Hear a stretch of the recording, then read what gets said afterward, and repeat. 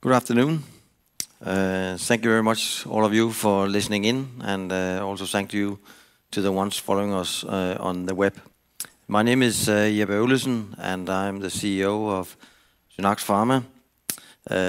I'm today joined by Thomas Jonassen. Thomas is the CSO of the company and taking care of the science and development programs.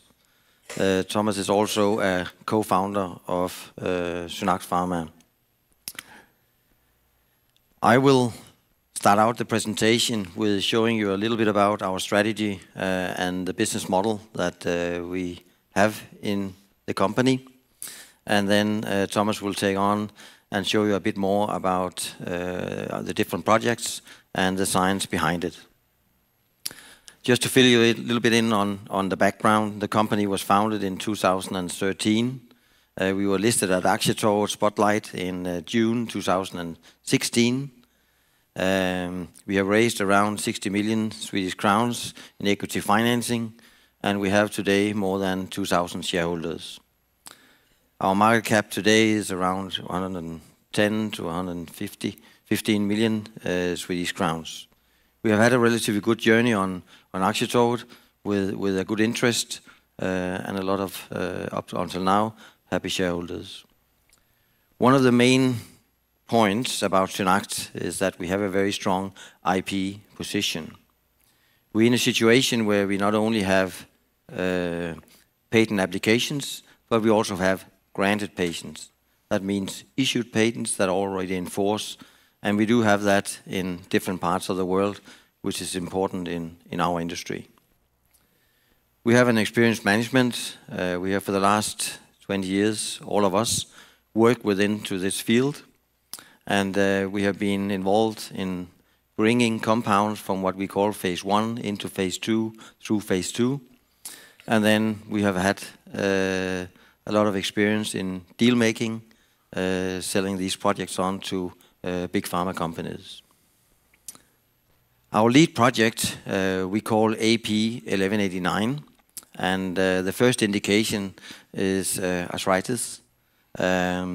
We also, with the same compound, have an opportunity for applying the same compound into other indications. Nephrotic Syndrome is one of them, and we are exploring that in a preclinical state at the moment. The current status of the company is that our lead project have completed phase 1 in December, and we are now planning to initiate phase 2 here in Q2 2019. And that will hopefully bring us some positive data in the second half of 2020. So, in a nutshell, we are a company that is around a year from providing the market and providing ourselves, of course, with data from the phase 2 study. The current market, I'll come back to later in more detail, but it's a huge market and there is a big unmet medical need. So there is a need for our compound. And we do have an attractive business model. We are a small company and we have good experience in bringing these projects from phase 1 into phase 2 and through phase 2, but we're not a company that should bring the project further into phase 3. That we need another partner for, and I'll come back to you with more details on how we see that process. I said before that we're an experienced team. I have been in biotech for around 20 years. I've been involved in a company called Action Pharma, where the lead project back in 2012 was acquired by Abbott in an all-cash deal of $110 million. Thomas was also part of that company, so we have actually worked together for the last 18, 20 years. Thomas is also a background of professor at Copenhagen University and also at associated professor at William Harvey Research Institute in London. And he's probably one of the out of 5 in the world who knows most about our technology and the projects around it. Henrik Stage is our CFO. Henrik is also here today. Henrik has a long background from within biotech. He was also the CEO and the CFO of a well-known Danish company called SynAct Pharma that was acquired by Roche for $450 million back in 2012. So we have been involved in a substantial number of deals and shown that we are capable of getting these projects on to big pharma companies. Our board of directors is headed by Torbjørn Bjerke. Torbjørn Bjerke has been with us for a long time. He was also part of the Action Pharma days and is today the chairman. He's a well-known CEO of both private companies and also public listed companies. In the spring, we strengthened the board with John Haurum and Terry Kellan. Both of them have a substantial track record from big pharma and a track record of really bringing these compounds from one stage to the other. So we work very closely with our board of directors. Basically, we are in a strong dialogue on a weekly basis, and that helps us a lot. We also have a scientific advisory board with two well-known professors in the area, and they are deeply involved in especially designing the clinical study, which is so important for us. So we feel that from a managerial point of view, we are in a good position, and that we are also capable of bringing these projects from one stage to the other. I mentioned before that business development is an important part of our business. And I've here highlighted a couple of slides just to give you an example of what deals are happening in exactly our space of technology. The first one was the deal that I mentioned before, where Action Pharma was selling off their lead project to Abbott. We were the management of that company for 12 years, and it was at that time a major transaction totaling $110 million. In 2013, we created another company based in Switzerland called TXP Pharma, and that company entered into an option to acquire agreement worth nearly 100 million euro with a company in the US called Questcor Pharmaceuticals. So we sort of think that we can take the credit for the first two ones. The other three examples we cannot, but it shows again that there is a good appetite from big pharma that they're interested in buying these projects. It seems to some extent that the innovation power in these big organizations have disappeared, and therefore there's a big focus into a smaller company like us for acquiring these projects. But we need to get to a stage where we can show that we have good, solid, positive data in phase 2, and we are around 12 months from that. So we think that we're in a really good position to strike a deal sometimes in a not too distant future. The market for our compound is very attractive. The illness, the indication that we are looking at is approximately 1% of the global population.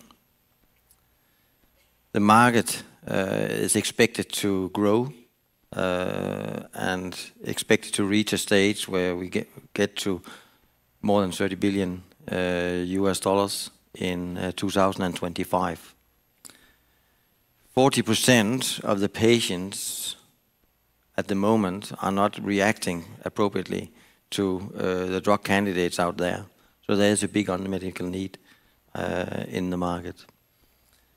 And cost saving is also an important issue when we are talking health and biotech. And we believe that we have a compound where we can compete on price as well.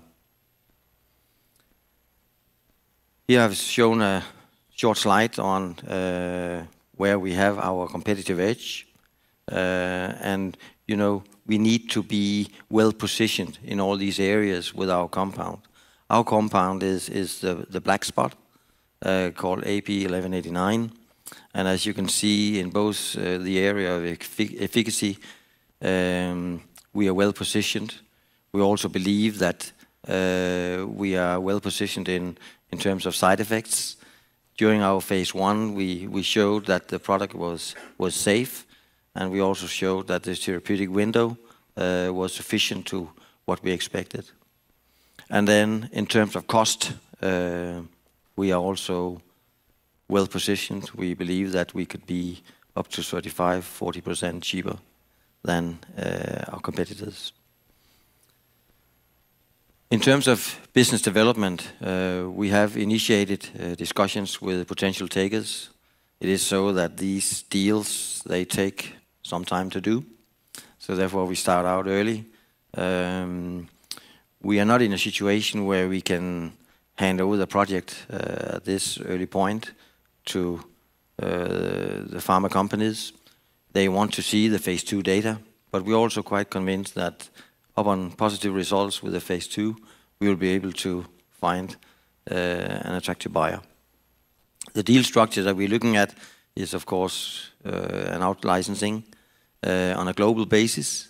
But the last couple of years has also shown that there is an opportunity for doing some regional deals in especially Japan and China. And that's also something that we're exploring.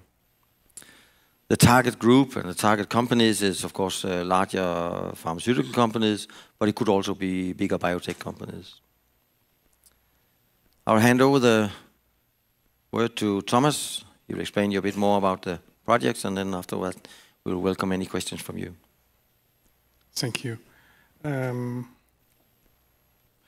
Yes, what we are working with in SynAct Pharma is, as Jeppe said, our lead compound is called AP1189, which is really our internal code for a specific chemical structure, working as what we call a biased agonist to melanocortin receptors, and thereby have reduced its pharmacological effects. Where we, more than anything else, differs from most other companies working in the inflammatory field is that we are targeting what has been recently have been named resolution inflammation. Here we call it a new therapeutic frontier, and that was really inspired by a review article in Nature 2 to 3 years ago. And there have been a number of papers like that highlighting that a new treatment approach would be potentially very beneficial in inflammatory diseases. The main difference from previous or what is on the market today and how we address this is that typically anti-inflammatory compounds, they work here on the to inhibit the inflammation, and the red line, the red curve shows what is going on when you have excessive inflammation in tissues, as you see in rheumatoid arthritis, psoriatic arthritis, and a number of other autoimmune and inflammatory diseases. We could also mention intestinal bowel diseases, multiple sclerosis, other examples of inflammatory diseases where you have an overactivity in inflammatory system. Most compounds works like inhibiting this inflammation, and many of the compounds used in today's clinic do not only inhibit the inflammation, but do also have what we say have immune depressive effects. Means that the effect on the immune system is to a degree where you increase the risk of side effects, including infections. There, our compounds or our treatment approach is somewhat different. We do have these effects on the anti-inflammatory effect, but in addition to this, we also have the ability to stimulate resolution, which means that we can stimulate natural occurring processes that helps to clear up the inflammation in the body when inflammation is present. and thereby potentially avoid that we go out to the, what is number 4 here on the curve, go out to here to the right and generate chronic inflammation and including tissue damages. So that's the idea of our treatment, that is resolution of inflammation, reduce the inflammatory response, stimulate the resolution. And then we're targeting melanocortin systems. And in the last decade, there have been one compound only market approved or marketed at the US market called Actar, which has shown that has dual mode of action. It stimulates directly the melanocortin receptors, as our compound stimulate as well, here in a joint in the toe, but do also stimulate the adrenal glands to increase secretion of steroid hormones, the same as glucocorticoids. It was for many years thought that the effect on the adrenal gland was the primary effect of the compound, but recently there has been much more understanding that it's directly effects on the receptors in the affected tissues. That is the main reason to why this compound works. Currently sells about $1.25 billion US annually, and is limited to severe cases because you could consider this steroid hormone release as an unwanted side effect.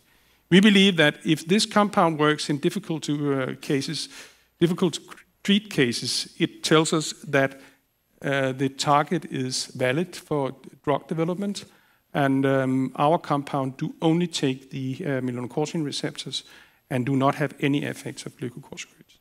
So there we really discriminate us from this compound, which gives us a firm belief that we potentially could get this compound into a very attractive position in the market. This slide here to highlight why we believe we have something very interesting. It describes how the compound works, and the curve here to the right is pretty much to show you that the compound is targeting the receptor we that we are going for, but it does that in our very attractive way, as it compared to all other compounds that have been developed to these targets, do not have a very nice side effect profile. Do not stimulate steroid hormone release, and do not stimulate melanin production in the skin, and thereby do not stimulate pigmentation. So, and then in addition to this, it's also orally variable, and we are now ready to take that into clinical phase 2.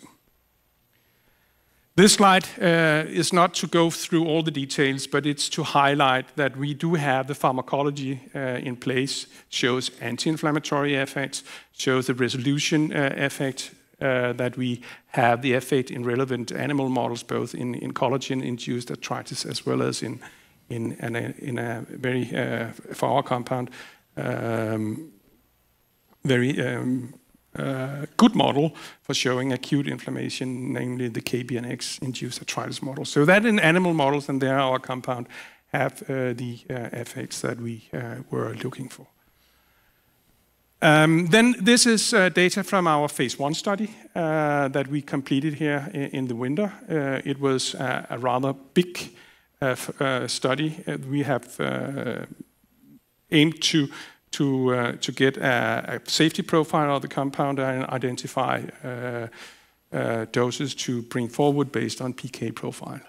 To the left, we have results from the single ascending dose. That is the first-in-man studies where you go into healthy volunteers and escalate doses up to see whether to how high levels that you can give the dose, and it's still well tolerated.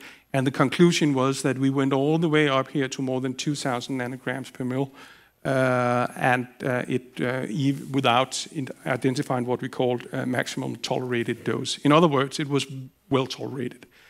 We also got a very, very nice PK profile with a steep peak after a few hours, and then it gradually returned back to baseline. And then I have put in the red line here, showing that is exposure level, means that is the expected level of compound we would need to have in plasma, in the blood, in order to induce our effects. And as you can see here, we were several times higher up in exposure in the first part of the study. Then we went to repeated dosing and completed that here in early winter. And we tested 3 doses, once daily dosing for 2 weeks. Again, well tolerated. We did not reach maximum tolerated dose. And you can see that the first dose here, we again went up to the dose level that, or the exposure level that is needed for us to get efficacy. So all in all, we are now following this study that we reported here during the spring. We are ready then to go into phase 2, which is in where we go for a rather, you could say, aggressive study design, as we intend to dose our compound in active joint diseases, starting up in rheumatoid arthritis, but also with the potential to go to psoriatic arthritis, as we originally built the case on at a later development point. We know that active arthritis is associated with a lot of symptoms and increased morbidity and decreased quality of life for our patients. When the symptoms in rheumatoid arthritis patients reach a certain level, they will typically be referred to specialist treatment. Standard treatment in mild cases is painkillers, non-steroid anti-inflammatory drugs. And when that is not sufficient any longer, you will refer these patients to hospital, and then they start methotrexate treatment, which is standard first-line treatment. Methotrexate works in many patients, but still 40% will have an inadequate response. It has a slow onset of action, and it is associated with a lot of side effects. So what you typically do when you have more severe cases, as the one that we would like to go for, or the one that we will test in phase 2, is that you, in addition to starting up methotrexate treatment, you will also give local injection of steroid hormones in the affected joints. We have agreed with our clinicians that we will start up our compound in a 4-week treatment to see whether we, in a best case, could avoid these injections, which would be a great benefit for both the patients and the doctors. But that would be for the future to see whether we can do that. But we go in very active diseases where we believe that we would have the possibility to either to increase the treatment efficacy at the early stages of disease, and alternatively also to reduce the need for next generation compound, which is often very expensive. That is the biologics and the newly marketed JAK inhibitors. That would be our main target. So from a logistic point of view, we will set up a phase 2A study as a double-blind, multi-center, 2-part randomized placebo-controlled study on safety, tolerability, and efficacy. 4 weeks treatment in early rheumatoid arthritis with active joint disease. We have the application is just around to get the green light to start up the study. We filed around April 1st, and we then expect, and we also are in order to have this all agreed to start the study here in June. The first part would be 36 patients, 2 groups of active versus placebo, and then early in the new year, we plan to evaluate that from a safety perspective and decide which of the 2 doses would to be brought into the second part of the study, which would then be conducted next year. As I said, active treatment add-on to active disease add-on to methotrexate treatment in previous treatment-naive RA patients with severe disease. And that is where we are right now. So, and then one word about, Jeppe mentioned nephrotic syndrome as a possible second indication. We have, in our ongoing testing of our compounds in parallel with the phase 1 study, made a number of studies, including evaluation in nephrotic syndrome. Nephrotic syndrome is a disease. 1/3 of all nephrotic syndromes treatment patients are not effectively treated. The disease is characterized with proteinuria, edema, weight gain, fatigue, and a lot of appetite. So it's and then there's associated with a lot of progress with cardiovascular disease, increased risk of myocardial infarction, strokes, also increased risk of developing chronic kidney disease. And it's an autoimmune disease, and we know that, again, back to this Actar compound on the American market, that it's actually generate quite a revenue there because it is active from the mode of action, from the efficacy. Our compound do significantly reduce proteinuria compared to placebo treatment in a very, very predictive animal model. So we believe this is a very attractive model and result, and we will come back to you during the year how to proceed. So very for the to sum up, 2018 we completed phase 1, and here in 2019 we are now ready to go into phase 2. Run the first part of the study in the second part of the year, go into the second part of the phase 2 study next year, and then report by the end of the year. Yep. Thank you. I think that was the word. Ni talar svenska, eller ni förstår svenska utan någon som helst problem, men talar gärna engelska istället för danska. Välkommen fram. Tack. Ska vi börja med kanske någonting som ni tycker är elementärt, men vi som sitter här kanske inte till alla delar förstår det. Vad är en inflammatorisk sjukdom? Kan du beskriva det och ge några exempel på sådana sjukdomar? Should I do it in English? Kan du lite svenska så? I normally end up speaking too fast. Ja. Danish, so perhaps it's better to do it in English. Kör på engelska. Inflammation is an inflammatory disease is a condition where the inflammatory, for different reasons, depending on which different from disease to disease, is associated with active inflammation in tissue and organs.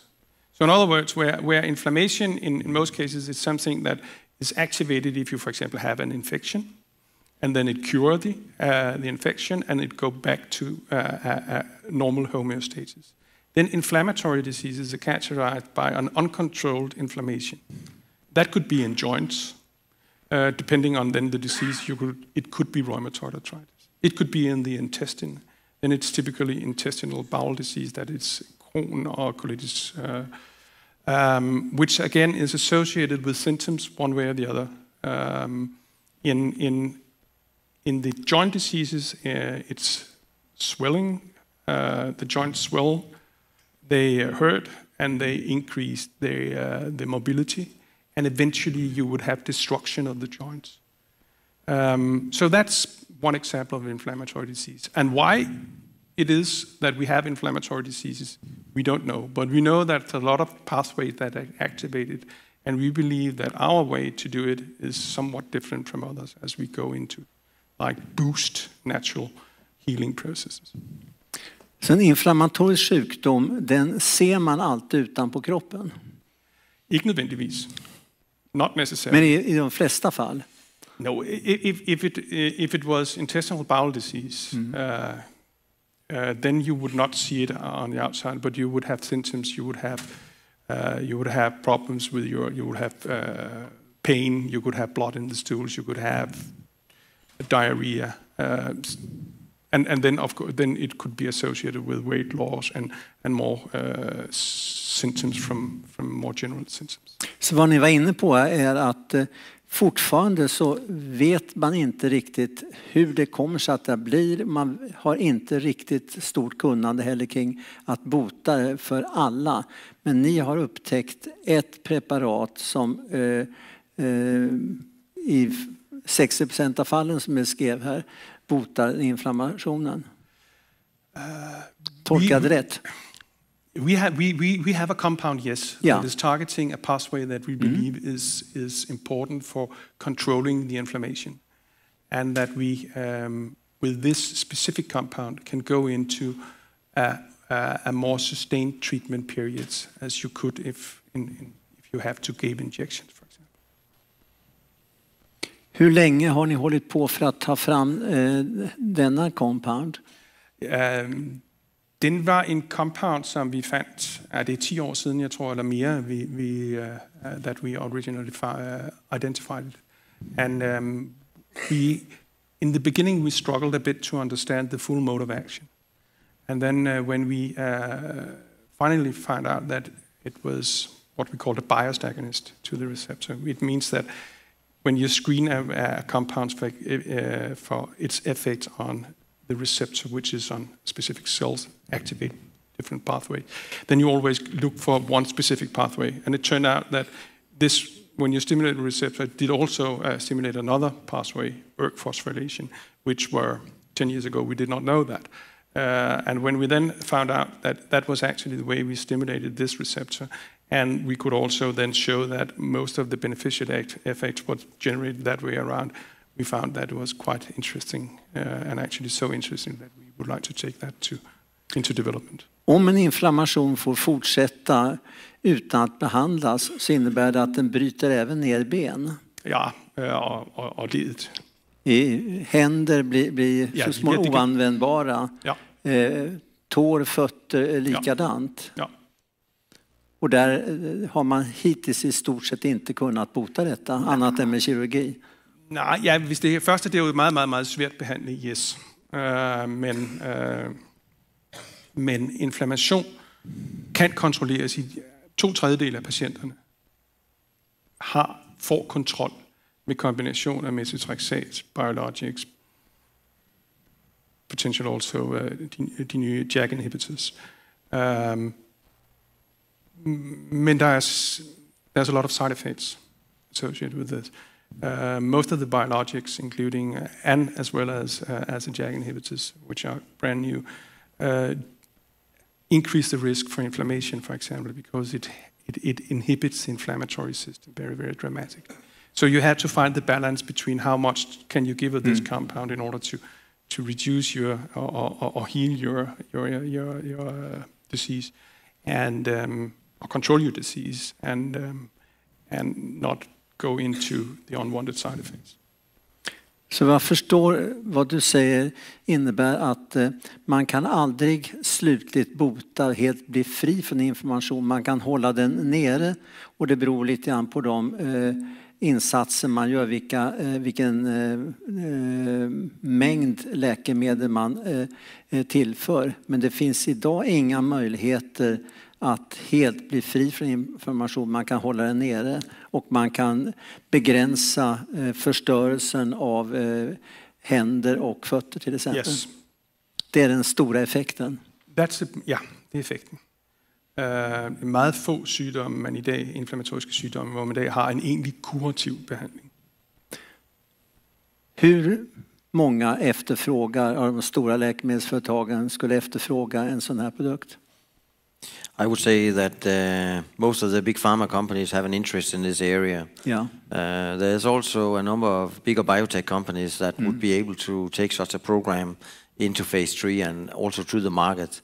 So there's a number of companies out there that we can talk to, and there's of course discussions ongoing with a number of them.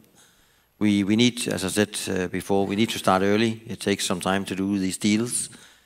But we believe that upon positive data, we have a good case, and we know that there is an appetite out there. Det verkar som ni står inför spännande framtid. We think so. Tack ska ni ha. Tack. Okay. Tack. Tack. Tack.